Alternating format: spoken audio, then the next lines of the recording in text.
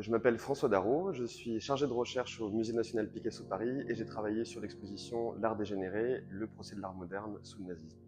Donc l'expression art dégénéré, c'est une expression qui a été créée par les nazis et qui a donné lieu à plusieurs choses. D'abord une exposition en 1937 à Munich et ensuite une campagne de confiscation d'œuvres dans les collections publiques allemandes. Et c'est cette histoire-là qu'on retrace aujourd'hui au musée Picasso Paris pour la première fois.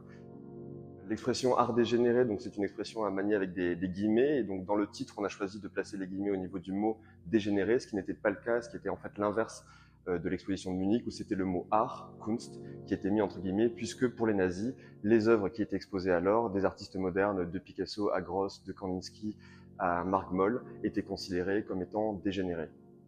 C'est donc la première fois qu'on fait une exposition en France sur le sujet. C'est un sujet qui a fait le nombre de beaucoup d'expositions, notamment en Allemagne, mais aussi aux États-Unis. Et c'est vrai que c'est une histoire finalement qu'on connaît que très peu en France, puisqu'elle a touché d'abord les collections publiques allemandes, mais finalement, et c'est ce qu'on montre au musée Picasso grâce aux archives de Pablo Picasso, elle a évidemment eu un certain retentissement, même sur notre sol, et ensuite notamment pendant l'occupation. Alors c'est vrai que l'exposition de 1937 de Munich, c'est pas une lubie d'Adolf Hitler, puisque on s'en aperçoit notamment dans la presse étrangère mais aussi française. Souvent on a décrit l'entreprise d'Adolf Hitler de catégoriser les artistes dégénérés comme étant une simple vengeance, puisque lui-même avait échoué au concours d'entrée des Beaux-Arts et on le surnommait peintre en bâtiment. En fait, l'exposition, le principe même, le concept d'art dégénéré, il appartient vraiment à tout un dispositif mis en place par le régime national-socialiste, les nazis, qui vise en fait à dénigrer, à stigmatiser tout ce qui est étranger à, entre guillemets, la race aryenne. Dans la première salle de l'exposition, on a un grand mur qui compte 1400 noms, qui sont la liste des artistes qui ont été considérés dégénérés par le régime nazi.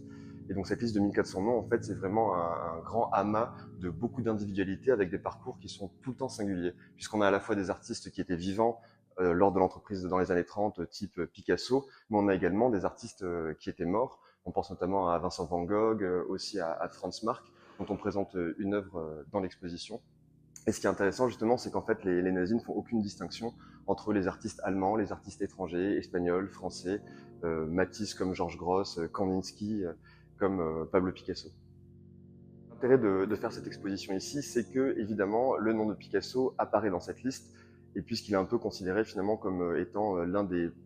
archétypes, on va dire, de l'artiste moderne, un peintre espagnol qui a émigré en France, qui a inventé de nombreux courants modernistes, on pense notamment au cubisme avec Georges Braque, et tous ces mouvements en fait qui se succèdent au début du XXe siècle, cubisme, futurisme, expressionnisme, sont considérés par le régime allemand comme étant dégénérés, puisqu'ils s'éloignent, on va dire, des canons de beauté traditionnels et des canons antiques.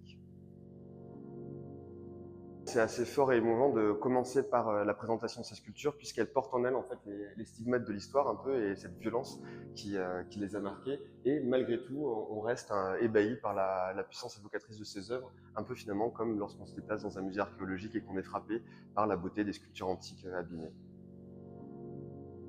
Et donc on espère à la fois que le public qui viendra ici en apprendra énormément sur cette histoire, mais on lui permet également d'admirer des œuvres qui sont absolument magnifiques. Je pense notamment à Métropolis de Georges Gross, qui est une œuvre qui nous est prêtée exceptionnellement par le musée Thyssen de Madrid. On a également un très beau Kandinsky qui nous est prêté par le musée Guggenheim de New York. Et ce sont parfois des œuvres, je pense à des artistes comme Otto Dix, Kirchner, Ernst Barlach, qui sont très peu montré finalement dans les collections publiques en France. Et donc c'est vraiment aussi une invitation à un public, on va dire, amoureux de l'art moderne, de venir voir ces chefs-d'œuvre au musée. Donc ça avait du sens d'organiser ici au musée Picasso cette exposition d'art dégénéré, d'abord puisque Picasso fait partie de la liste des artistes considérés dégénérés par le régime, également puisque c'est la première fois qu'a lieu en France une exposition dédiée intégralement au sujet. C'est un sujet qui est assez connu, mais qui finalement est plutôt traité en Allemagne ou aux États-Unis.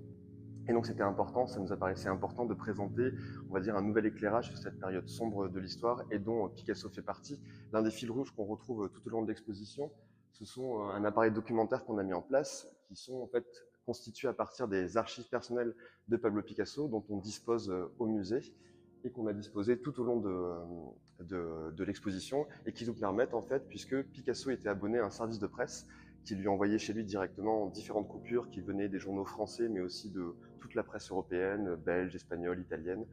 Et on a, en fait, grâce à ce fonds d'archives,